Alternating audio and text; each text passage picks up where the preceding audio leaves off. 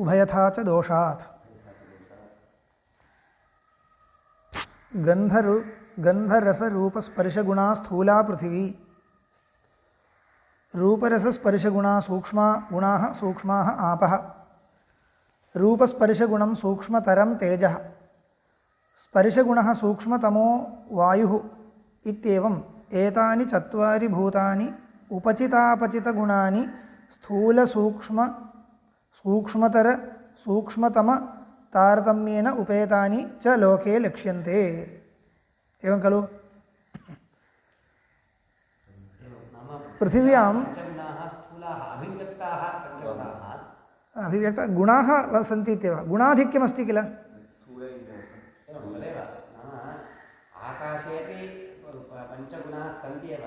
विशेषगुणाः विशेषगुणाः पञ्च न सन्ति।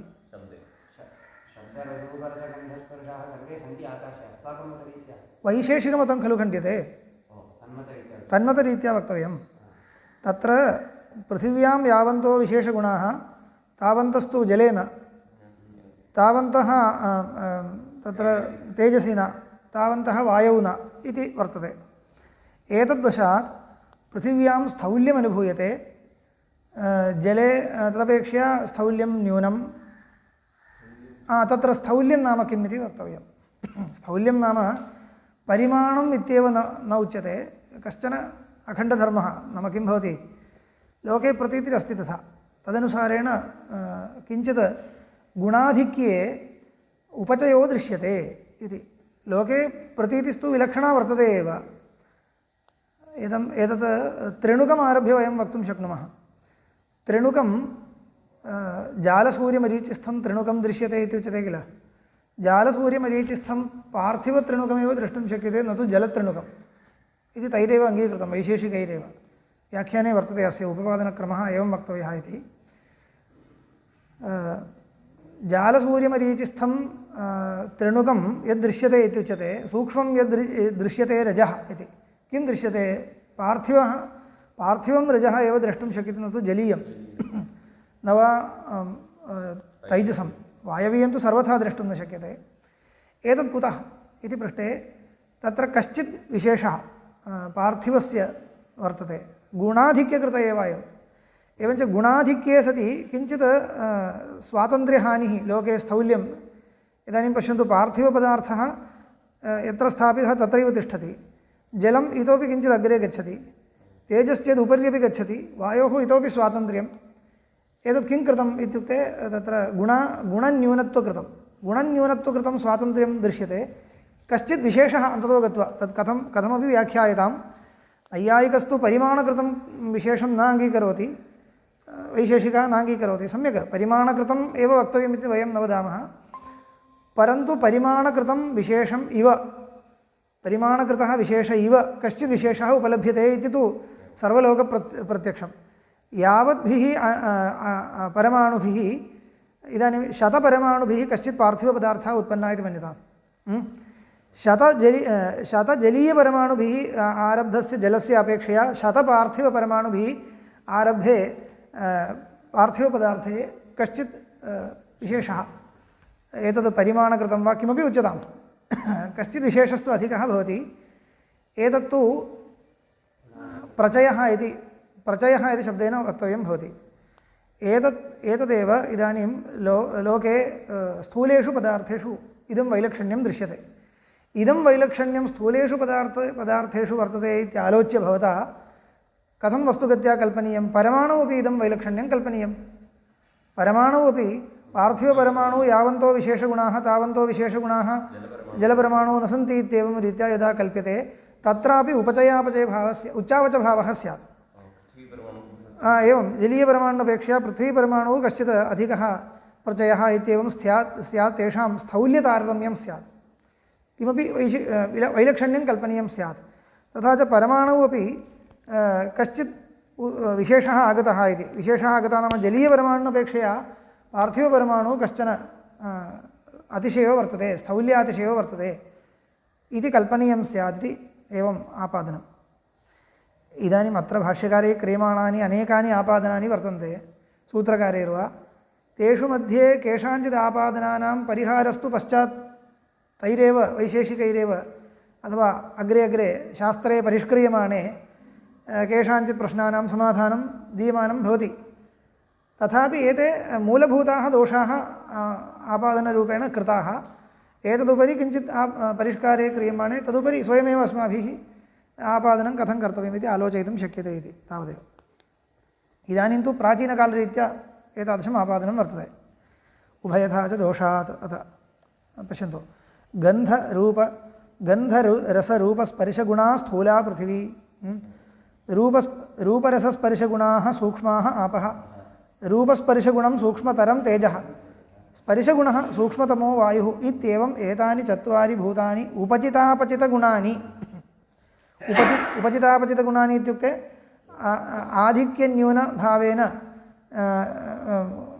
गुणवन्ति भूतानि स्थूलसूक्ष्मतरसूक्ष्मतमतारतम्योपेतानि लोके लक्ष्यन्ते। लोके एतादृशी प्रतीतिरस्ति, तस्याः प्रतीतेः कथमपि व्याख्यानं कर्तव्यं भवता।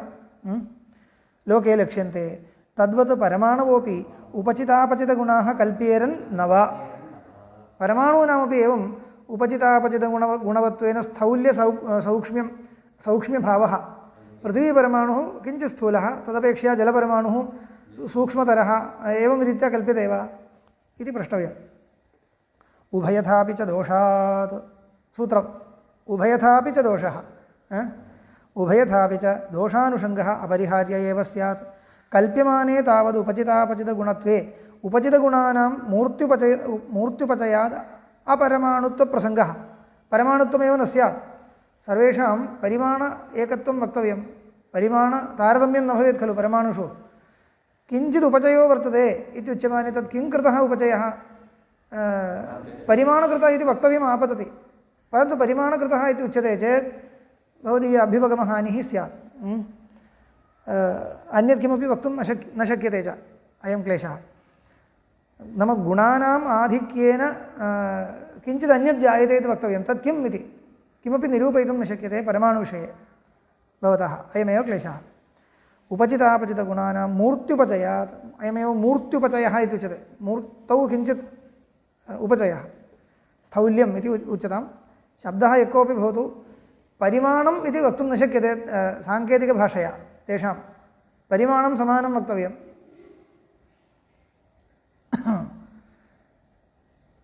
मूर्त्युपचयात् अपरमाणुत्वप्रसङ्गः न च अन्तरेणापि मूर्त्युपचयं गुणोपचयो भवति इत्युच्येत। मूर्त्युपचयं विनापि गुणोपचयो भवतु, अत्र कः तर्कः भवता क्रियते? मूर्त्युपचयः मास्तु, गुणाधिक्यं भवतु इति न वक्तव्यं। कुतः? कार्येषु भूतेषु गुणोपचये मूर्त्युपचयदर्शनात् कार्यानुसारेण कल्पनीयं। प्रत्यक्षस्थले एवमेव दृश्यते। अकल्प्यमाने तु उपचितापचितगुणत्वे परमाणुत्वसाम्यसिद्धये यदि तावत् सर्वे एकैकगुणाः एव कल्प्येरन्, एवं तर्हि कर्तव्यं भवता। उपचयापचयभावं वारयितुं सर्वेषु परमाणुषु एकैकः गुणः एव अस्ति इति कल्पनीयं स्यात्। तर्हि अन्यः क्लेशः एवं तत्र परमाणुत्वसाम्यसिद्धये परमाणुत्वं चतुर्णामपि परमाणूनां परमाणुत्वं तुल्यं भवेत् खलु। उपचयापचयभावो न भवेत् इत्येतदर्थम् एकैकोऽपि परमाणुः एकैकगुणः कल्प्यते इति यदि उच्यते, ततः तेजसि स्पर्शस्य उपलब्धिर्न स्यात्। वायौ एव स्पर्शः, तेजसि स्पर्शो नास्ति इति वक्तव्यं स्यात्। तर्हि स्थूले तेजसि स्पर्शोपलब्धिर्न स्यात्, कारणे अविद्यमानः गुणः कार्ये उत्पन्नः इति न वक्तुं शक्यते इति। अप्सु रूपस्पर्शयोः पृथिव्याञ्च पृथिव्याञ्च रसरूपस्पर्शानां कारणगुणपूर्वक उपलब्धिर्न स्यात् इति योजनीयम्। उपलब्धिर्न स्यात्, कुतः? कारणगुणपूर्वकत्वात् कार्यगुणानां हेतुः। कार्ये गुणाः कारणगुणपूर्वकाः न स्यात् इति। अथ सर्वे चतुर्गुणा एव कल्प्येरन्। सर्वेपि परमाणवः चतुर्गुणाः, सर्वे गुणाः सर्वत्र वर्तन्ते इति परमाणौ सर्वे गुणाः चतुर्गुणा एव कल्प्येरन्। ततो अप्स्वपि गन्धस्य उपलब्धिः स्यात्। उपलब्धिः स्यात् इत्युक्ते भवताम् अभ्युपगमो नास्ति, पञ्चीकरणम् इति भवता न स्वीक्रियते, पञ्चीकरणप्रक्रिया इति न स्वीक्रियते। तस्मात् अप्सु गन्धो न वर्तते इत्येव परम्परासम्बन्धेन तत्र प्रतीयते इत्येवं सिद्धान्तः त्यक्तव्यः स्यात् तेजसी रूपरसयोः वायौ गन्धरूपरसानाम् इति उपलब्धिः स्यात् न चैवं दृश्यते तस्मादप्यनुपपन्नः परमाणुकारणवादः इति उभयधा च दोषात् उपलब्धिः स्यात् सर्वत्र सर्वस्यापि उपलब्धिः वस्तुगत्या अस्ति इति स्वीकर्तव्यं स्यात् तस्मात् तदपि न स्वीकर्तुं शक्यते इतरदपि न स्वीकर्तुं शक्यते इति कृत्वा उभयथा च दोषात् इति सूत्रम् इतः परम् अन्तिमम् अपरिग्रहाच्चात्यन्तमनपेक्षा प्रधानकारणवादः वेदविद्भिरपि कैश्चिन्मन्वादिभिः सत्कार्यत्वाद्यंशो उपजीवनाभिप्रायेण उपनिबद्धः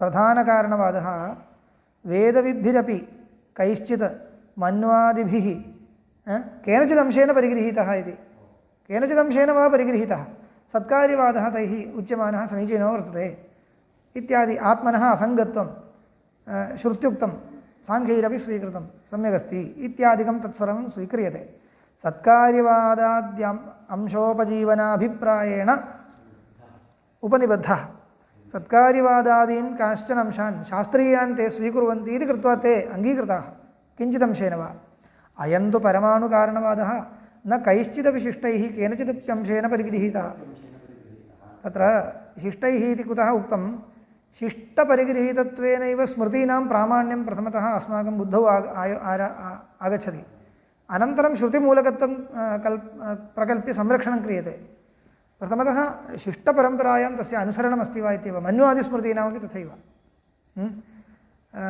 शिष्टत्रैवर्णिकपरिगृहीतत्वम् इति अत एव बौद्धादिस्मृतीनां धर्म उपदेशपराणामपि तैः उक्तः धर्मः धर्मत्वेन न परिगृहीतः इति कृत्वा कैश्चिदेव तदीयैः परिगृह्यते अन्यैस्तु महाजनैः शिष्टैः न परिगृहीतः इति कृत्वा ते तत्सर्वम् उपेक्ष्यते तद्वदेव साङ्ख्यस्मृतिरपि साङ्ख्यस्मृतिः कैश्चिदंशैर्वा मन्वादिभिः परिगृहीता अत एव तत्र विशिष्य तत्र चिन्तनं कृतं केनचिदंशेन साङ्ख्यस्मृतिः परिगृहीता खलु तर्हि अचेतनप्रधानकारणवादोऽपि अस्तु इति पृष्टे तन्न शक्यते यस्मिन् अंशे वेदविरोधो नास्ति तदंशे एव अङ्गीकर्तुं शक्यते इति उक्त्वा तत्र साङ्ख्यानां निराकरणं कृतम् अत्र तु किं भवति केनापि अंशेन वैशेषिकदर्शनं कैश्चिदपि न उपनिबद्धं पुराणेषु पश्यन्तु पुराणेषु साङ्ख्यच्छाया दृश्यते तत्र किञ्चिद्वा साङ्ख्य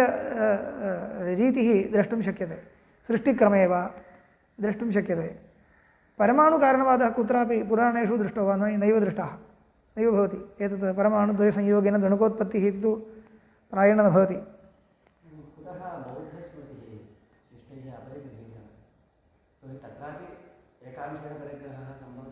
न शक्यते बौद्धस्मृतौ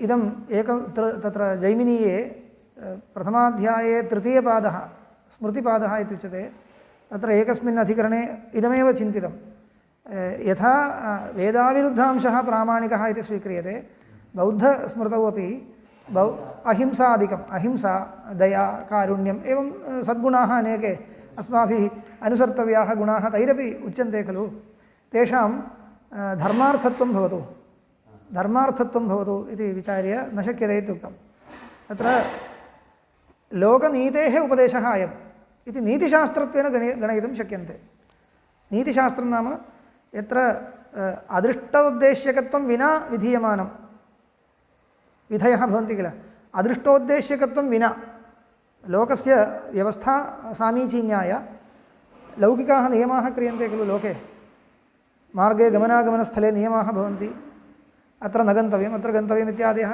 एते सर्वे किमर्थं कल्पिताः अदृष्टार्थं वा नास्ति किल लोके सौकर्यार्थम् अस्माभिः कल्प्यमानाः अनेके नियमाः भवन्ति तन्मध्ये बौद्धोक्ताः नियमाः सर्वे ये योग्याः लोके अनुसर्तुं योग्याः नियमाः तैः उक्ताः अस्माभिः ग्रहीतुं शक्यन्ते तत् बौद्धशास्त्रं पठित्वा वा सा नीतिः मया अवगता परस्य द्रोहो न कर्तव्यः इति बुद्धेन उक्तं बुद्धेन उक्तं तत् सम्यगस्ति इति ज्ञात्वा अनुस्रियते केनचित् इत्युक्ते नीतिमार्गेण अनुस्रियते इति वक्तव्यं। धर्मः इति न शक्यते। किमर्थम् इत्युक्ते धर्मः इत्युक्ते अदृष्टार्थं यः उपदेशः स एव धर्मोपदेशः। धर्मोपदेशः इति वक्तव्यम्। अदृष्टार्थत्वे वेदमूलकत्वं विना न शक्यते। अदृष्टार्थत्वं वक्तुं वेदं मूलत्वेन अङ्गीकृत्य खलु तद् अदृष्टार्थत्वं वक्तव्यं। वेदस्यैव अप्रामाण्यम् उक्त्वा यः शास्त्रं रचयति तर्हि अदृष्टार्थत्वे किं बीजं?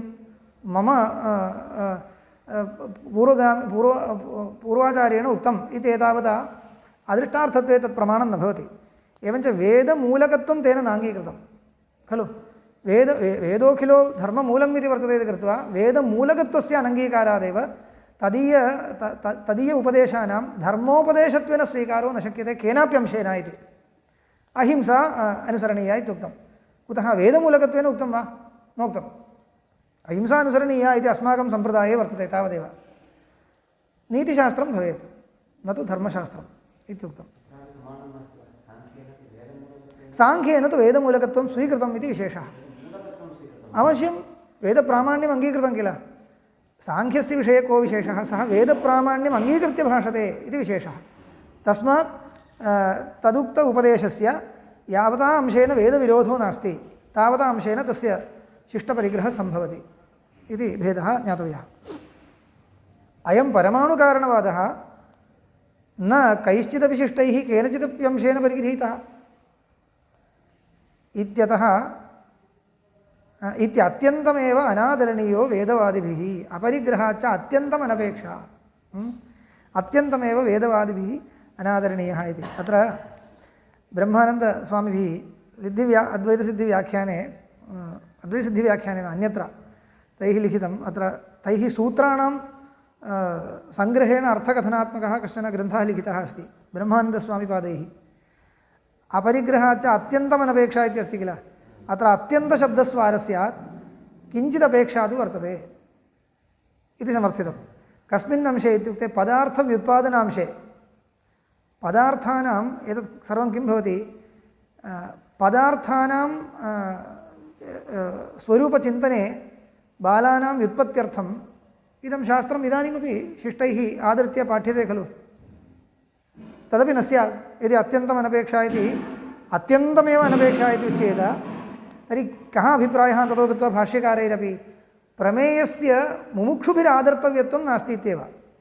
मोक्षशास्त्रे तदीयप्रमेयस्य मोक्षकारणीभूततत्त्वनिर्णये अस्य किं भवति? साक्षात् अपेक्षा नास्ति। परन्तु मोक्षकारणीभूतज्ञानविषयीभूतं यत् तत्त्वं तन्निर्णये अपेक्षितबुद्धिवैशद्याय तदीय पदार्थाः स्वीकृत्य अस्माभिः बालाः व्युत्पाद्यन्ते। तत्र विरोधो नास्ति किल। अतः तदंशे अपेक्षा अस्ति इति सूचयितुमेव सूत्रकारैः अत्यन्तपदं प्रयुक्तम् इति। अत्यन्तम् अपेक्षा नास्ति इत्युक्ते ईषदपेक्षा वर्तते इति। दर्शनेषु अन्यतमम् अस्ति सर्वं तदेव इति ब्रह्मानन्दस्वामिभिः लिखितं। भाष्यकारैः तथा न लिखितं तावदेव। अस्तु, इदानीम् अपरिग्रहाच्च इति च शब्देन सूचिताः स्वतन्त्राः खण्डनयुक्तयः भाष्यकारैः परिगृह्यन्ते सङ्गृह्यन्ते। एतावता अनेकाः खण्डनयुक्तयः उक्ताः। इतोपि अपरिग्रहाच्च इति च शब्दः अस्ति। च शब्दस्य स्वारस्यं योजनीयमिति कृत्वा एवमेव अन्याः अपि खण्डनयुक्तयः स्वयमेव अस्माभिः आलोचनीयाः इति। तत्कथम् इति वर्ण्यते। अपि च वैशेषिकाः तन्त्रार्थभूतान् षट्पदार्थान् द्रव्यगुणकर्मसामान्यविशेषसमवायाख्यान् अत्यन्तभिन्नभिन्नलक्षणान् अभ्युपगच्छन्ति। अत्यन्तभिन्नान् भिन्नलक्षणान् अभ्युपगच्छन्ति। अत्र एतत् ज्ञायते वा? वैशेषिकैः प्रथमतः षडेव पदार्थाः निर्दिष्टाः। अभावः साक्षात् न निर्दिष्टः। पदार्थ उद्देशग्रन्थे आरम्भे षट्पदार्थाः एव निर्दिष्टाः। परन्तु पश्चात् अभावस्यापि सङ्ग्रहणं कृतम् इति प्रतीयते। इति कृत्वा इदानीन्तनवैशेषिकतन्त्रे सप्तपदार्थाः इति गणनं क्रियते। अभावग्रहणेपि तस्य सूत्रकारस्य तात्पर्यमस्ति इति पश्चात् किञ्चित् सूत्रं सूचयति इति कृत्वा तथा गणनं कृतमित्येव। प्रथमतः पदार्थ उद्देशग्रन्थे षडेव पदार्थाः निर्दिष्टाः। तर्हि तान् पदार्थान् कथं निर्दिशन्ति? षट्पदार्थान् द्रव्यगुणकर्मसामान्यविशेषसमवायाख्यान् अत्यन्तभिन्नान् भिन्नलक्षणान् अभ्युपगच्छन्ति। अत्यन्तभिन्नान् अभ्युपगच्छन्ति, भिन्नलक्षणाश्च अभ्युपगच्छन्ति। यथा मनुष्यः अश्वः शशः इति। मनुष्यः अश्वः शशः यथा अत्यन्तभिन्नाः पदार्थाः, एवं अत्यन्तभिन्नान् एव पदार्थान् अभ्युपगच्छन्ति, तादात्म्यं नाभ्युपगच्छन्ति इति अभिप्रायः।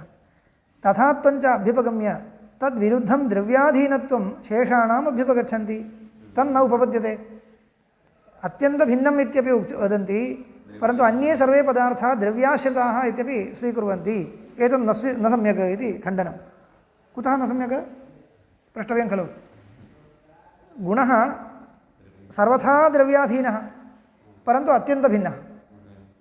एतत्तु कथनं लोकरीतिं नानुसरति इति। अत्यन्तभिन्नो नाम कथं भवेत्?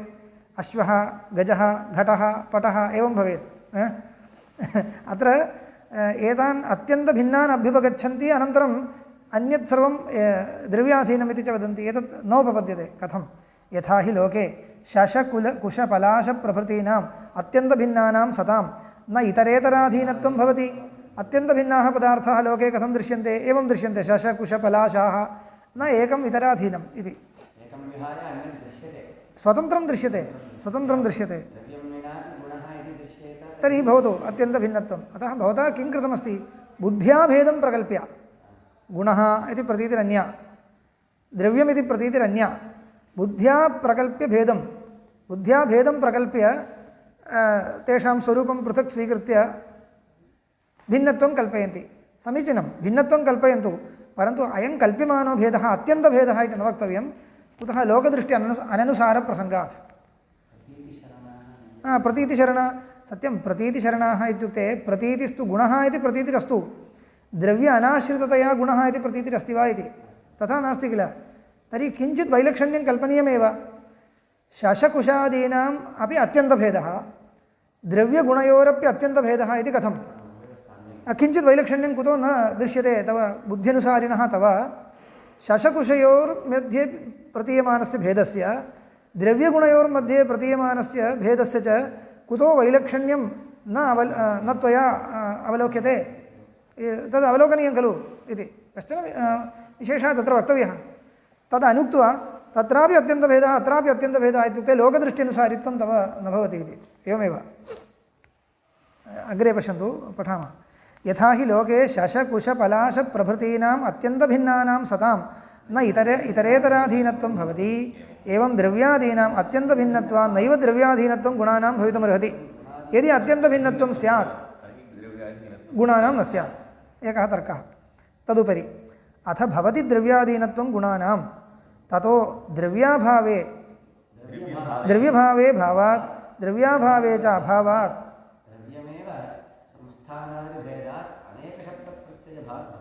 द्रव्यमेव अनेकशब्दप्रत्ययभाग् भवति इत्युच्यताम्। अथवा यदि एतत् वैलक्षण्यं वक्तव्यं तर्हि अस्मद्रीत्या अथ भवति द्रव्याधीनत्वं गुणादीनां। गुणाः गुणादयः नियमेन द्रव्याधीनाः, द्रव्यं विहाय अन्यत्र न भवन्ति इति अभिप्रायश्चेत् तर्हि द्रव्यमेव किञ्चित् विशेषविशिष्टतया दृश्यते इत्युच्यताम्। ततो द्रव्यभावे भावात् द्रव्याभावे च अभावात्। गुणः द्रव्यसत्त्वे वर्तते, द्रव्यासत्त्वे गुणः इति केवलं न भवति इति स्थिते लाघवेन एवं कल्प्यतां, द्रव्यमेव संस्थानादिभेदात् अनेकशब्दप्रत्ययभाग् भवति इति। गुणः इति शब्देनापि द्रव्यमेव उच्यते। रूपम् अथवा एवं नीलः इति शब्देन द्रव्यमेव उच्यते इत्येव स्वीक्रियतां। प्रयोगोऽपि दृश्यते, नीलो घटः, सामानाधिकरणेन प्रयोगो दृश्यते। गुणवाचकशब्दः इति यः उच्यते सः शब्दः अत्यन्तभिन्नं कञ्चन पदार्थं वक्ति इति मास्तु, द्रव्यमेव रूपवत्तया यदा प्रदर्शनीयं तदा नीलः इत्यादि शब्दः प्रयुज्यते। क्रियावत्तया यदा प्रदर्शनीयं तदानीं चलत् इत्यादि शब्दाः उच्यन्ते। चलत् चक्रम् इति शब्दः उच्यते। क्रियावाचकशब्दैरपि द्रव्यमेव उच्यते क्रियावत्तया, किञ्चित् अवस्थाविशेषवत्तया। गुणः क्रिया इति एतत् सर्वं द्रव्यस्यैव किल, द्रव्याधीनाः अवस्थाविशेषाः भवन्ति, अवस्थाविशेषाः भवन्ति। तर्हि अवस्थाविशेषवाचकैः शब्दैः उच्यमानः पदार्थः अवस्थाविशेषविशिष्टद्रव्यमेव इति उच्यतामिति। उपलभ्यते च प्रयोगः लोके नीलोघटः इति। नीलोघटः इति नीलशब्देन द्रव्यमेव उच्यते, तत् लक्षणा अङ्गीक्रियते तावदेव। अस्तु, शब्दस्तु द्रव्यपरः खलु गुणद्वारा। तर्हि गुणद्वारा उच्यते इति गुण एव तस्य अर्थः इति स्वीकृत्य गुण इति किञ्चित् अत्यन्तभिन्नपदार्थः इति किमर्थं कल्पनीयं, लाघवेन एवमेव कल्पिताम् इति एका कोटिः अग्रे अग्रे गच्छति। तत्र वादप्रतिवादः प्रवर्तते, पश्यतु। ततो द्रव्याभावे भावात् द्रव्यभावे भावात् द्रव्याभावे च अभावात् द्रव्यमेव संस्थानादिभेदात् अनेकशब्दप्रत्ययभाग् भवति। अनेकशब्दप्रत्ययविषयः द्रव्यमेव भवति इत्युच्यताम्। यथा देवदत्तः एक एव सन् अवस्थान्तरयोगात् अनेकशब्दप्रत्ययभाग् भवति, तद्वत् एक एव देवदत्तः अनेकैः शब्दैः गृहे एकः शब्दः बहिरन्यः शब्दः इत्येवं भवति इति तद्वत् भवतु। तथा सति साङ्ख्यसिद्धान्तप्रसङ्गः स्वसिद्धान्तविरोधश्च आपद्येयाताम्। अस्तु इति नैयायिकेन वैशेषिकेन वा वक्तुं न शक्यते। साङ्ख्यमतप्रवेशः स्यात्, साङ्ख्यस्तु इत्थमेव वदति। तर्हि साङ्ख्यैः गुणद्रव्यविभागो न कृतः, तादात्म्यम् अङ्गीकृतं। गुणद्रव्यविभागः पृथक् पदार्थत्वेन न निर्दिष्टः किल, न निर्दिष्टः। रूपरसगन्धस्पर्शाः इति तत्र गन्धतन्मात्रम् इति गुणो न, गन्धतन्मात्रं रूपतन्मात्रं रसतन्मात्रम् इति पञ्चतन्मात्राणि गण्यन्ते। ते गुणाः न, पञ्चमहाभूतानामेव सूक्ष्मरूपं प्रकारान्तरेण उक्तं तावदेव। गुणाः न, नैयायिकैः गुणवाचकाः ये शब्दाः प्रयुज्यन्ते ते शब्दाः प्रयुक्ताः तावदेव, ते न गुणाः। आम्, द्रव्याणां सूक्ष्मावस्था तावदेव, पञ्चमहाभूतानां सूक्ष्मावस्था तावदेव। तर्हि तैः तत्र पृथक् पदार्थत्वेन गुणाः न गणिताः इति एतदर्थमुच्यते। तर्हि तदीयमतमेव स्वीकृतं स्यात्, अस्तु इत्युच्यमाने। इदानीं सः वैशेषिकः वदति, ननु अग्नेरन्यस्यापि सतः धूमस्य अग्निधीनत्वं दृश्यते इति। अन्यत्वविरोधी न भवति, एकस्य अपराधीनत्वमात्रेण अन्यत्वविरोधो न भवति इत्युच्यते। गुणः द्रव्याधीनः, तस्मात् गुणः इति पृथक् पदार्थो नास्ति इति भवता आपादनं कृतम्। इदं न सम्यक्। धूमः अग्न्यधीनः, परन्तु अग्न्यपेक्षया अग्नेरपेक्षया अन्य एव पदार्थः धूमः नाम इति वर्तते किल इति पृच्छति। ननु अग्नेरन्यस्यापि सतः धूमस्य अग्न्यधीनत्वं दृश्यते, सत्यं दृश्यते। भेदप्रतीतिस्तु तत्र अग्निधूमयोरन्यत्वं, भेदप्रतीतेस्तु तत्र अग्निधूमयोरन्यत्वं निश्चीयते। तत्र तु अन्यत्वनिश्चये किं कारणमिति पश्यतु। पृथक् प्रतीयते तत्, अयं धूमः अत्र अस्ति, अयम् अग्निः अत्र अस्ति इति पृथक् पृथक् पदार्थद्वयं सम्यक् स्वतन्त्रं प्रतीयते। धूमस्य उत्पत्त्यर्थम् अग्नेरपेक्षा वर्तते इत्येतावन्मात्रेण तादृशमधीनत्वम् अत्र न, अत्र अभेदापादने कारणमुक्तं। किं तर्हि तदुपरक्ता प्रतीतिः, वह्न्युपरक्ता एव नियमेन धूमप्रतीतिः इति नास्ति। धूमस्य धूमत्वेन रूपेण पृथक् प्रतीतिरस्ति। अत्र तु तथा न, गुणादीनां तु द्रव्योपरक्ता एव प्रतीतिः, द्रव्यप्रतीतिं विना गुणप्रतीतिर्नास्त्येव इति स्थितिरस्ति। यथा उदाहरणमुच्यते, इह तु शुक्लः कम्बलः रोहिणी धेनुः नीलम् उत्पलम् इति द्रव्यस्यैव तस्य तेन विशेषणेन प्रतीयमानत्वात्। तत्र गुणः यदा उच्यते किञ्चित् द्रव्यविशेषणत्वेनैव उच्यते, क्रियापि द्रव्यविशेषणत्वेनैव उच्यते इति कृत्वा सर्वत्र एवं प्रतीयमानत्वात् नैव गुणयोः अग्निधूमयोरिव भेदप्रतीतिरस्ति। सर्वथापि अग्निधूमयोः भेदप्रतीतिः घटपटयोर्भेदप्रतीतिवदेव अत्र तथा न घटपटयोर्भेदप्रतीतिवदेव अग्निधूमयोः भेदप्रतीतिः एकस्य अन्याधीनत्वं परन्तु अधिकम् अस्ति तावदेव गुणद्रव्यगुणयोस्तु तथा न इति तस्मात् द्रव्यात्मकता गुणस्य तस्मात् गुणस्य द्रव्यात्मकता वक्तव्या द्रव्यतादात्म्यं वक्तव्यमिति अत्यन्तैक्यं नास्ति चेत् मास्तु तादात्म्यं वा वक्तव्यमेव एतेन कर्मसामान्यविशेषसमवायानां द्रव्यात्मकता व्याख्याता तत्रापि इयमेव रीतिः अनुसरणीया गुणादीनां द्रव्याधीनत्वं द्रव्यगुणयोरयुतसिद्धत्वादिति इति उच्यते अग्रे कोटि पश्यन्तु इदं सर्वम् इतोपि व्याख्यानेषु अस्य विमर्शः अग्रे कृतः अस्ति तदुपरि वैशेषिकैः यत्किञ्चित् समाधानम् उक्तं चेत् तदपि योजयित्वा परिमलादिषु सम्यक् अस्य खण्डनं कृतं वर्तते मूलं भाष्ये अस्ति तावदेव इतः परम् अयुतसिद्धत्वविचारः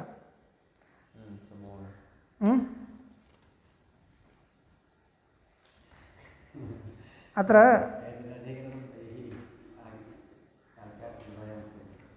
तद् एकं सूत्रमुक्तं तावदेव एकमेव सूत्रमुक्तम् अन्यत् सर्वं नोक्तम् इदानीं पश्यतु अयुतसिद्धत्वं गुणादीनां द्रव्याधीनत्वं द्रव्यगुणयोरयुतसिद्धत्वात् तत्र अयुतसिद्धत्वम् इति विशेषो वर्तते अयमेव विशेषः इति घटपटयोः भेदः वर्तते द्रव्यगुणयोरपि भेदो वर्तते परन्तु प्रतीतौ वैलक्षण्यं किं कृतम् इति पृष्टं किल अयुतसिद्धत्वकृतम् इति वदामः अयुतसिद्धत्वे सति यत्र भेदः भेदस्तु अत्यन्तभेद एव परन्तु अयुतसिद्धयोर्यः अत्यन्तभेदः तत्र एकस्य अपराधीनत्वं भवति यत्र तु भेदमात्रं न अयुतसिद्धत्वं तत्र एकस्य अपराधीनत्वं नास्ति इति सुलभं समाधानम् एवञ्च अयुतसिद्धत्वम् अङ्गीक्रियते चेत् पर्याप्तम् एकस्य अपराधीनत्वं तदुपरक्ता प्रतीतिः तत्सर्वं समर्थयितुं शक्यते यत्र तन्नास्ति तत्र तदपि न भवति इत्येव एवञ्च एतदर्थं प्रतीतिवैलक्षण्यनिर्वाहाय अत्यन्तभेदस्त्यक्तव्यः इति नास्ति द्रव्यगुणयोः इति एतदुपरि वैशेषिकाणाम् अभिप्रायः अयमेव वस्तुगत्या तेषां पक्षः एतावत्पर्यन्तं तु केवलं कोटिक्रमाय तावदेव इदमेव इदानीं पर्यालोचनीयमस्ति गुणादीनां द्रव्याधीनत्वं द्रव्यगुणयोरयुतसिद्धत्वात् इति यदुच्यते तत् पुनः अयुतसिद्धत्वं नाम किम् इति इदानीं विचारः किं नाम अयुतसिद्धत्वं तत्र शब्दं स्वीकृत्य खण्डनं करोति युतसिद्धत्वाभावः अयुतसिद्धत्वम् अथवा युतसिद्धभिन्नत्वम् अयुतसिद्धत्वम् इति वक्तव्यं तत्र विकल्प्य दूषणं क्रियते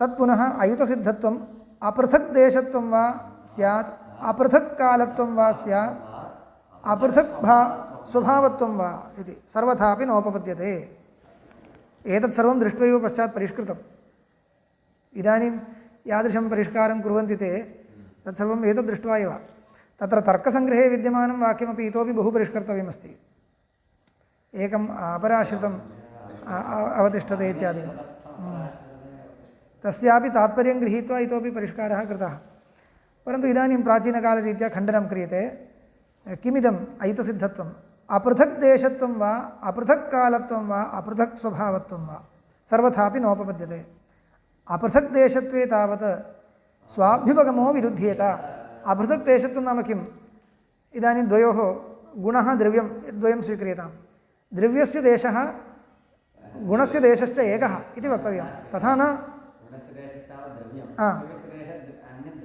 घटस्य देशः भूतलादिकं घटगतरूपादेर्देशः घटः देशो नाम अधिकरणम् एवं समवायेन कपालं संयोगेन भूतलम् एवञ्च अपृथक् देशत्वम् इति वक्तुं न शक्यते इति खण्डनं तदेव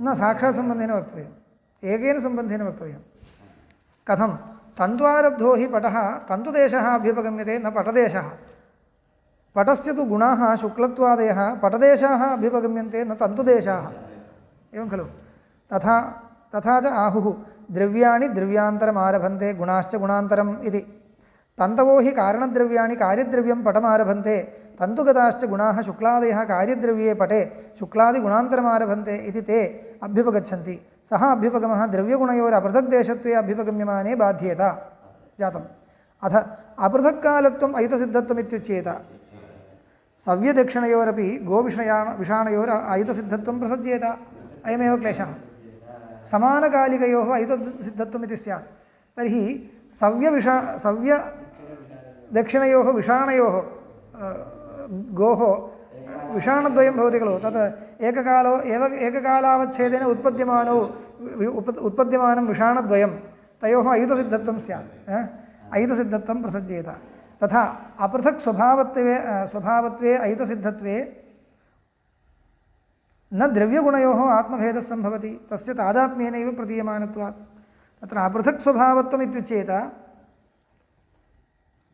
तर्हि द्रव्यगुणयोः अयुतसिद्धत्वं न स्यात् कुतः एकात्मकतया प्रतीयमानत्वादिति तादात्म्येनैव प्रतीयमानत्वात् नीलो घटः इत्येवं तादात्म्येनैव प्रतीयमानत्वम् इति कृत्वा अपृथक् स्वभावत्वं नाम केवलं लक्षणकृतभेदः न विवक्षितः पृथक् प्रतीतिः अपृथक् स्वभावत्वं नाम पृथक् प्रतीत्यभावः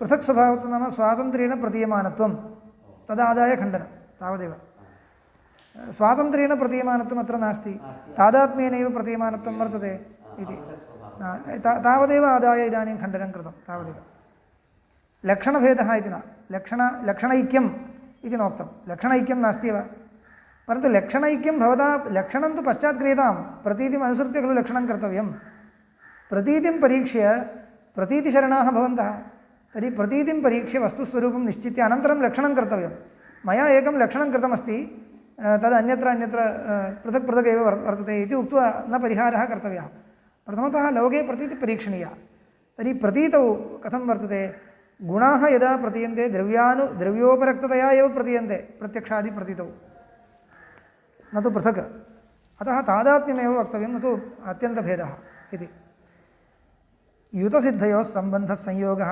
अयुतसिद्धयोस्तु समवायः इत्यभ्युपगमो मृषैव तेषाम् एवमुच्यते युतसिद्धयोः सम्बन्धः संयोगः युतसिद्धिः नाम कोऽर्थः इत्युक्ते पृथक् पृथक् अन्यत्र अवस्थितयोः सम्बन्धः इदं पुस्तकम् अत्र अस्ति इदम् अयं हस्तः अत्र अस्ति इदानीं हस्तः पुस्तकं विहाय पृथक् सिद्धः पुस्तकं तु हस्तं विहाय पृथक् सिद्धम् अनयोः सम्बन्धः संयोगः समवायस्तु तथा न यतोहि कपालापेक्षया पूर्वं घटः अन्यत्र सिद्धः तयोः समवायो भवति वा तथा नास्ति घटस्तु उत्पद्यमान एव समवायेन उत्पद्यते इत्येव एतद् आदाय लक्षणं करोति वैलक्षण्यं दर्शयति युतसिद्धयोः सम्बन्धः संयोगः अयुतसिद्धयोस्तु समवायः इत्ययम् अभ्युपगमः वर्तते खलु तेषां सोऽपि मृषैव तेषां कुतः प्राक् सिद्धस्य कार्यात् कारणस्य अयुतसिद्धत्वानुपपत्तेः इति कार्यात् कारणस्य पृथक् सिद्धत्वमेव अस्ति एवं खलु पृथक् सिद्धयोः सम्बन्धः संयोगः इति भवता उक्तं तर्हि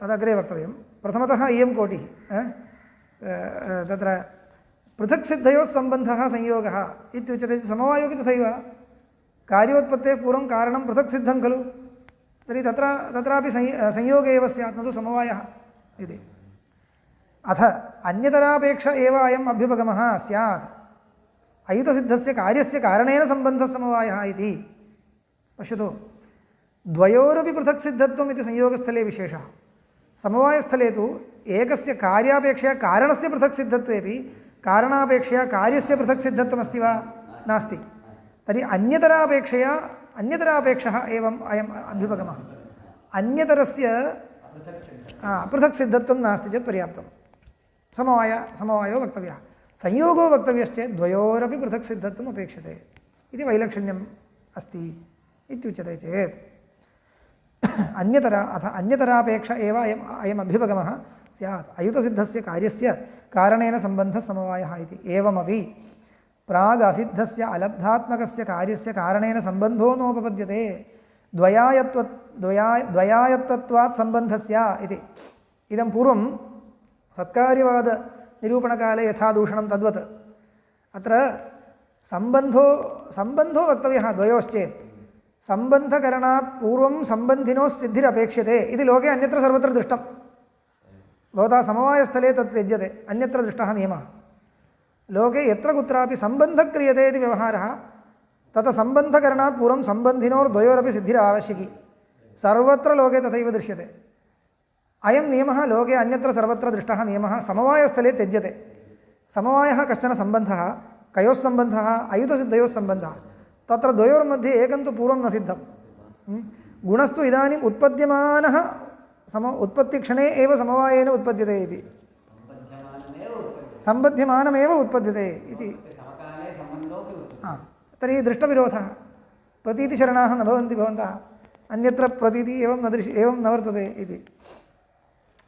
इति इदमेव। एवमपि प्राग् असिद्धस्य अलब्धात्मकस्य कार्यस्य कारणेन सम्बन्धो नोपपद्यते। अलब्धात्मकस्य कार्यस्य कारणेन समवायसम्बन्धः वक्तव्यः, सः नोपपद्यते।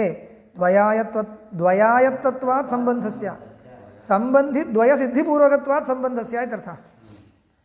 सिद्धं हि भूत्वा सम्बध्यते इति वक्तव्यं।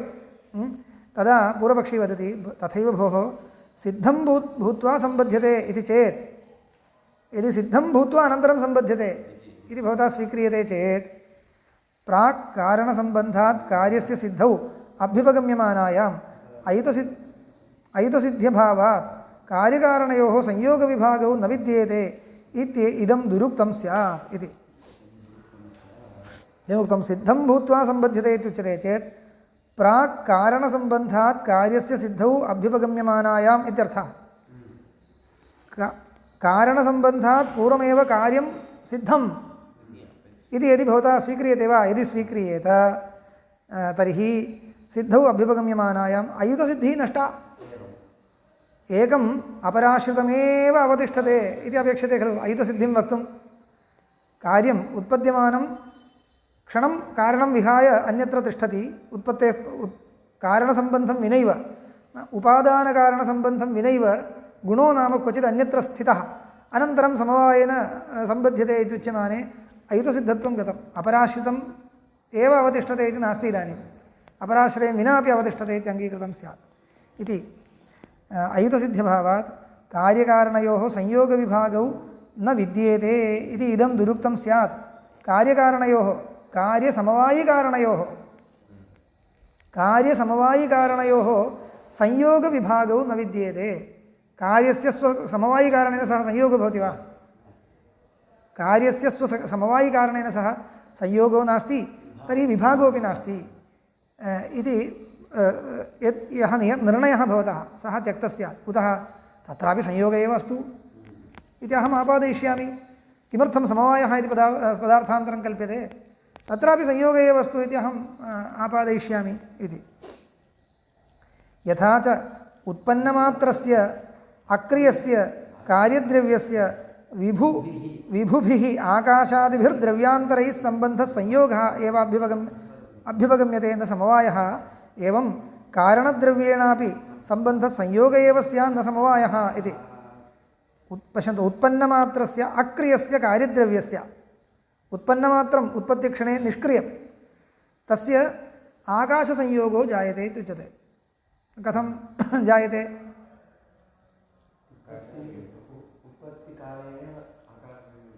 उत्पत्तिकाले इति न, उत्पत्त्यनन्तरमेव। संयोगस्तु उत्पत्तिकाले भवति वा इति कैश्चित् स्वीकृतम् इति उच्यते। प्राचीनकाले संयोगः उत्पत्तिक्षणे संयोगो नास्ति इत्युच्यते खलु, गुणो वा क्रिया वा नास्ति इति। तत्र कैश्चित् प्राचीनवैशेषिकैः अन्यः कोऽपि संयोगो नास्ति, परन्तु आकाशसंयोगो वर्तते, विभुसंयोगः। विभुसंयोगस्तु उत्पत्तिक्षणे एव अङ्गीक्रियते इति किञ्चित् सङ्कोचकृतः इति अस्ति।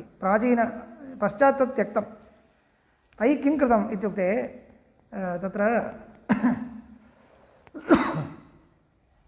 तदंशे समवायिकारणत्वं कथं तैः उच्यते इति न ज्ञायते, तत् क्लेशो वर्तते। तथापि किं भवति, यदि संयोगः वक्तव्यः, विभुसंयोगः घटे वक्तव्यश्चेत् सः क्रियाजन्यसंयोगो वा संयोगजसंयोगो वा इति चिन्तनीयं। क्रियाजन्यसंयोगः इति वक्तुं न शक्यते। क्रियाजन्यसंयोगश्चेत् क्रिया प्रथमक्षणे निर्गुणं तिष्ठति, द्वितीयक्षणे क्रिया, तृतीयक्षणे संयोगः इति स्यात्। तर्हि तृतीयक्षणे एव विभुसंयोगः स्यात्। तस्मात् क्रियाजन्यः अयं संयोगः इति न वक्तव्यं, किन्तु संयोगजसंयोगः इति वक्तव्यं। संयोगजसंयोगो नाम कपालसंयोगजन्यः अवयवसंयोगजन्यः अवयविसंयोगः। कपालाकाशसंयोगः वर्तते खलु, तेन अवयविसंयोगो जायते इति संयोगजसंयोगो वक्तव्यः। तर्हि कपाल आकाशसंयोगस्तु घटोत्पत्तेः प्रागपि वर्तते इति कृत्वा तर्हि उत्पत्तिकाले एव भवतु इत्येव स्वभावतो वक्तव्यं। तत् प्राचीनवैशेषिकैः स्वीकृतं। नव्यैस्तु किमर्थं तत् त्यक्तम् इत्युक्ते, तथा सति घटस्य स्वस्मिन् विद्यमानगुणान् स्वगतगुणान् प्रति समवायिकारणत्वभङ्गः स्यात् इति एतद्भयेनैव कार्यकारणभावो वक्तव्यः खलु। पूर्वक्षणवृत्तित्वं वक्तव्यं, गुणं प्रति स्वगतगुणं प्रति संयोगोऽपि गुणः इति गुणत्वं तस्य अङ्गीकृतमिति अगत्य एकं क्षणं तीर्त्वा अग्रे स्थापितम्। अन्यत् किमपि कारणम् उत्पादकसामग्री प्रागेव वर्तते इत्येव स्थितिः। एतादृशकालुष्यं कृतमस्ति इत्युक्ते अगत्य किमपि क्रियते इत्येव तत्र तदेव विमृश्यते इदानीं। यथा च उत्पन्नमात्रस्य अक्रियस्य, एतदर्थमेव तत् सूचनाय पदं दत्तम्। अक्रियस्य कार्यद्रव्यस्य विभुभिराकाशादिभिर्द्रव्यान्तरैः सम्बन्धः संयोगे एव अभ्युपगम्यमाने न समवाय, संयोगे एव अभ्युपगम्यते न समवायः। विभुद्रव्यैस्तु समवायो नोच्यते खलु, संयोग एव अभ्युपगम्यते उक्तरीत्या। एवं कारणद्रव्येणापि सम्बन्धः संयोग एव स्यात् न समवायः, पूर्वोक्तरीत्या आपादनं क्रियते। नापि संयोगस्य समवायस्य वा सम्बन्धस्य सम्बन्धिव्यतिरेकेण अस्तित्वे किञ्चित् प्रमाणमस्ति इति। संयोगस्य समवायस्य वा सम्बन्धस्य सम्बन्धिव्यतिरेकेण अस्तित्वे किञ्चित् प्रमाणमस्ति। संयोगः सम्बन्धिनं विहाय संयोगो भवति वा? तद्वदेव सम्बन्धिनौ विहाय संयोगो न भवति। एवं सम्बन्धिनौ विहाय समवायोऽपि न भवति इति। नापि संयोगस्य समवायस्य वा सम्बन्धस्य सम्बन्धिव्यतिरेकेण अस्तित्वे किञ्चित् प्रमाणमस्ति। तदुपरि शङ्का, सम्बन्धिशब्दप्रत्ययव्यतिरेकेण संयोगसमवायशब्दप्रत्ययदर्शनात् तयोरस्तित्वमिति चेत्, इयं तु अत्यन्तम् आपाततः कोटिः। भोः, पृथक् शब्दद्वयं प्रयुज्यते खलु, संयोगः समवायः इति। तेनैव पदभेदेन पदार्थभेदः लभ्यते, पदभेदेन पदार्थभेदो लभ्यते इति दुर्बलकोटिः। न एकत्वेपि स्वरूपबाह्यरूपापेक्षया अनेकशब्दप्रत्ययदर्शनात् इति। तत्र स्वरूप ऐक्येपि किञ्चित् औपाधिक बाह्यरूपापेक्षया एकस्यैव पदार्थस्य रूपभेदेन अनेकशब्दप्रत्ययभाक्त्वं भवति, लोके दृश्यते। यथा एकोपि सन् देवदत्तः लोके स्वरूपं सम्बन्धिरूपं च अपेक्ष्य, पश्यन्तु, स्वरूपेण व्यवहारे एकः शब्दः, अन्यदीयसम्बन्धम् आदाय व्यवहारे अन्ये शब्दाः लोके वर्तन्ते, अपेक्ष्य अनेकशब्दप्रत्ययभाग् भवति। मनुष्यो ब्राह्मणः श्रोत्रयो बालो युवा स्थविरः पिता पुत्रः पौत्रो भ्राता जामाता इति एव। यथा एकापि सती रेखा स्थानान्यत्वेन निविशमाना एकदशशतसहस्रादिशब्दप्रत्ययभेदम् अनुभवति। एका एव रेखा अत्र स्थाप्यते चेत् अन्या संख्या, अन्यत्र स्थाप्यते चेत् अन्या संख्या। प्राचीनकाले एव व्यवहारः, संख्याव्यवहारः सम्यक् आसीत् इति ज्ञायते खलु, अनुभवति। तथा असम्बन्धिनोरेव सम्बन्धिशब्दप्रत्ययव्यतिरेके तथा असम्बन्धिनोरेव सम्बन्धिशब्दप्रत्ययव्यतिरेकेण संयोगसमवायशब्दप्रत्ययार्हत्वं न स्वव्यतिरिक्त वस्तुस्त्वेन असम्बन्धिनोः पृथक् लिखितं वा? विभज्य लिखितं चेत् तथैव सम्यक्। अत्र तु मिलित्वा लिखितं, परन्तु तत्र उक्तं यथा तथैव अर्थः तथैव अपेक्षते। सम्बन्धिनोरेव सम्बन्धिशब्दप्रत्ययव्यतिरेकेण, असम्बन्धिनोः इति न, सम्बन्धिनोरेव सम्बन्धिशब्दप्रत्ययव्यतिरेकेण संयोगसमवायशब्दप्रत्ययार्हत्वं न व्यतिरिक्तवस्त्वस्तित्वेन, व्यतिरिक्तं किञ्चित् वस्तु वर्तते इति न, अन्यसम्बन्धित्वात् अन्यशब्दैः व्यवह्रियमाणत्वं। सम्बन्धः एकया रीत्या संयोगः इत्युच्यते, अन्यया रीत्या समवायः इत्युच्यते इत्येव अस्तु, संयोगः एव भवतु इति आपादनं।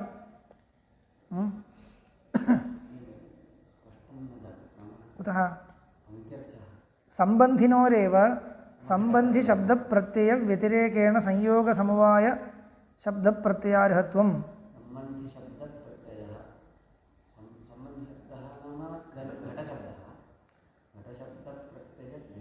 व्यतिरेकेण इत्युक्ते तत्कृतवैलक्षण्यात् शब्दः उच्यते, तेन प्रतीतौ अपि वैलक्षण्यं भवति इति कृत्वा संयोगसमवायशब्दप्रत्ययार्हत्वं।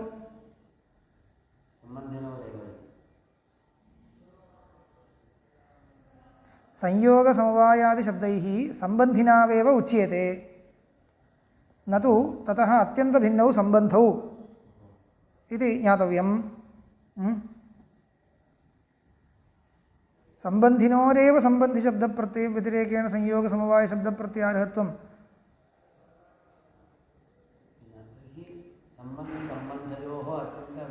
इति अर्थः। सम्बन्धिनोरेव सम्बन्धशब्दप्रत्ययविषयत्वमिति। सम्बन्धशब्देनापि केवलं सम्बन्धः इति नोच्यते, सम्बन्धिनावेव उच्यन्ते।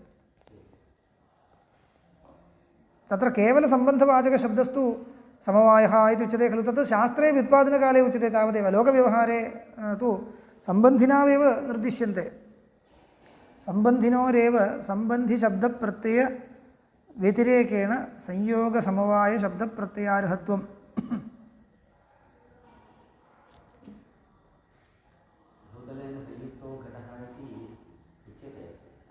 तत्र मम व्यतिरेकेण इति शब्दस्य अर्थः इतोपि किञ्चित् सम्यक् वक्तव्यः। न व्यतिरिक्तरेकेण न इत्यस्ति वा? तथा सम्बन्धिनोरेव सम्बन्धिशब्दप्रत्ययव्यतिरेकेण संयोगसमवायशब्दार्हत्वं न व्यतिरिक्तवस्त्वस्तित्वेन।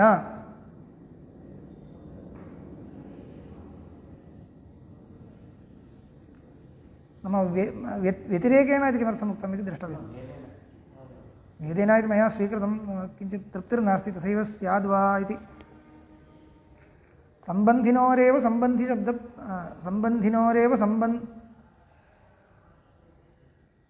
सम्बन्धिशब्दप्रत्ययभाक्त्वम्।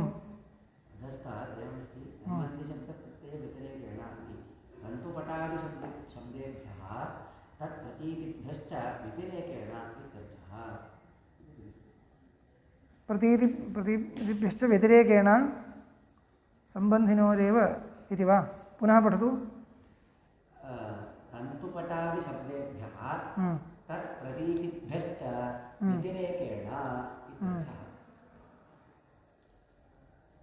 तर्हि एकः नञ् अपेक्षते खलु।